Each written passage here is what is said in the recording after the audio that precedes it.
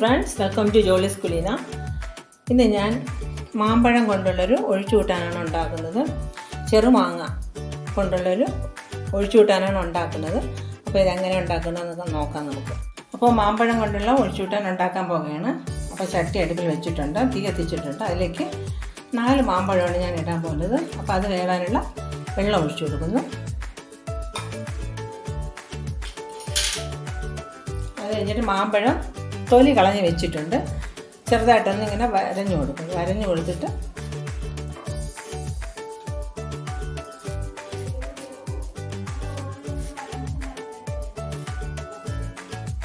കണ്ടോ, വരഞ്ഞ് വേണം ഇടാനായിട്ട്. അപ്പോൾ പെട്ടെന്ന് വെന്ത് കിട്ടുകയും ചെയ്യും, അതിൻ്റെ ചാറ് കൂടുതൽ ഇതിലോട്ട് ഇറങ്ങുകയും ചെയ്യും. നന്നായിട്ട് വേവിച്ചെടുക്കാം. അപ്പോൾ അതിന് വേണ്ടിയിട്ട് നല്ല പഴുത്ത മാങ്ങയാണ് ഇട്ടിരിക്കുന്നത്. ഇതിലേക്ക് ഒരു പച്ചമുളകും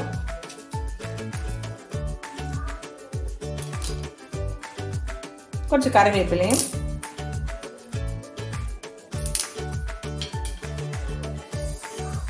ആവശ്യത്തിനുള്ള ഉപ്പൊഴിച്ച് വേവിച്ചെടുക്കാം. നന്നായിട്ട് വേവിച്ചെടുക്കാം.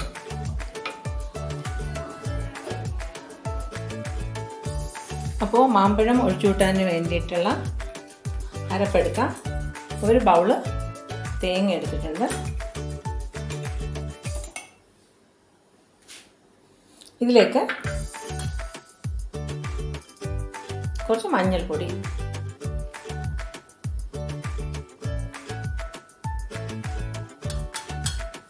വളരെ കുറച്ച് ജീരകമാണ് എടുത്തിട്ടുള്ളത്, കുറച്ച് മുളക് പൊടി,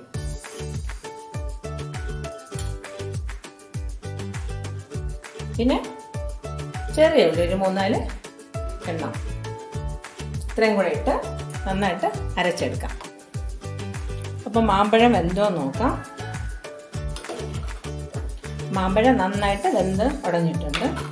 അപ്പോൾ ഇതിലേക്ക് നമ്മൾ അരച്ച അരപ്പും കൂടെ ഇട്ട് കൊടുക്കുന്നുണ്ട്. സിമ്മിലാക്കി വെച്ചിട്ട് വേണം അരപ്പിടാനായിട്ട്.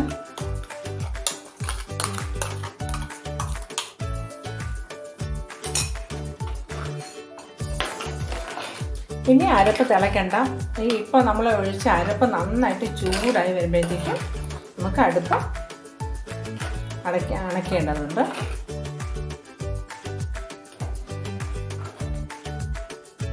ഇത് നന്നായിട്ട് ചൂടായിട്ടുണ്ട്. തിളയ്ക്കണ്ട, നന്നായിട്ട് അരപ്പ് ചൂടായിട്ടുണ്ട്. അപ്പം നമുക്ക് അടുപ്പ് ഓഫ് ചെയ്യാം. അപ്പോൾ ഒഴിച്ചു കൂട്ടാൻ താളിക്കാൻ പോവുകയാണ്.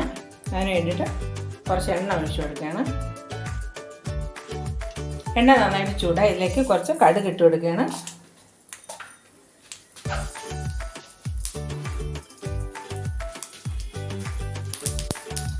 കടുക് പൊട്ടി തുടങ്ങി. കുറച്ച് ഉണക്കമുളക്, 3 ഉണക്കമുളക് ഇതിലേക്ക് ഇട്ടാണ്. കുറച്ച് കറിവേപ്പില,